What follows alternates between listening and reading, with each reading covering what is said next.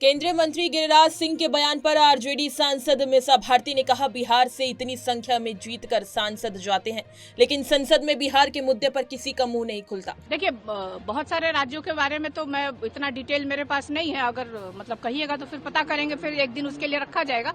लेकिन बिहार के तौर पे तो हम कह सकते हैं कि बिहार से हम आते हैं, तो बिहार से इतनी संख्या में हमेशा जीत के सांसद जाते हैं। और संसद में मैं भी बैठती हूँ, वहाँ पे आजकल देखती हूँ किसी का मुंह नहीं खुलता है बिहार के मुद्दे पे। अभी आप हाल फिलहाल एक देखे होंगे कपड़ा मंत्री गिरिराज सिंह जी का बयान। इतने सीनियर नेता, इतने अनुभवी नेता, और उनका इस तरह का बयान आता है कि राह चलते किसी को देखो तो उसको 100 चाटे मारो।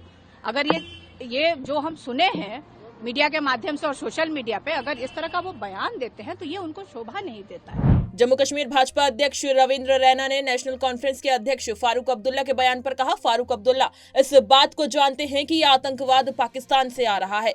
डॉक्टर फारूक अब्दुल्ला साहब इस बात को जानते हैं, ये आतंकवाद, ये बम, बंदूक, पिस्तौल, गोलियां ये पाकिस्तान से आ रही हैं। पाकिस्तान के कब्जे वाले जम्मू कश्मीर में आतंकवादियों के ट्रेनिंग कैंप्स हैं। आईएसआई और पाकिस्तान की सेना आतंकवादियों को ट्रेनिंग दे रही है। ये जग जाहिर बात है। इसमें किस बात की छानबीन करनी है? इसमें कौन सी जांच पड़ताल है? सारी दुनिया जानती है, खुद डॉक्टर फारूक अब्दुल्ला साहब भी जानते हैं कि जो जम्मू कश्मीर में आतंकवादी हमले हो रहे हैं, जो जम्मू कश्मीर के बेगुनाह लोगों को निशाना बनाने की साजिश और कोशिश हो रही है, ये पाकिस्तान की ओर से हो रही है। इसमें पाकिस्तान शामिल है, इसमें आतंकी संगठन शामिल है।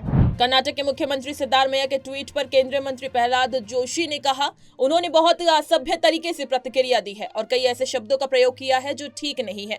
उन्होंने माननीय प्रधानमंत्री जी ने जो कहा है, इसके लेकर उसका समर्थन जो है वो देना चाहिए, लेकिन उन्होंने बहुत अनकल्चर्ड वे में रिएक्ट किया है मिस्टर मोदी। और कुछ उन्होंने शब्द ऐसा उपयोग किया है, अनाप शनाप भाषा प्रयोग कर रहे सिद्धरामैया, यही दिखाता है वो हताश हो गए, निराश हो गए। भाजपा नेता कविंद्र गुप्ता ने नेशनल कॉन्फ्रेंस के अध्यक्ष फारूक अब्दुल्ला के बयान पर कहा कि एक जिम्मेदार व्यक्ति को इस तरह की बयानबाजी नहीं करनी चाहिए। एजेंसियों के साथ काम के कारण जम्मू कश्मीर में शांति व्यवस्था बनी हुई है। देखिए, एक जिम्मेदार व्यक्ति को इस प्रकार का बयानबाजी नहीं करनी चाहिए।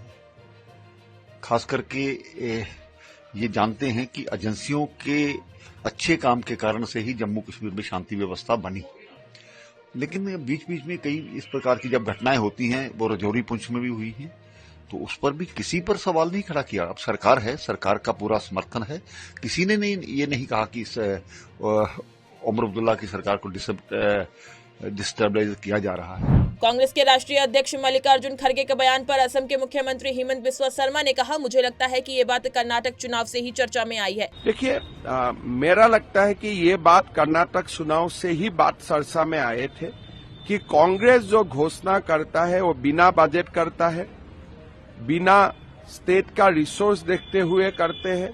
राहुल पागलापन करते हैं। हिमाचल आज उसके लिए सफर कर रहा है।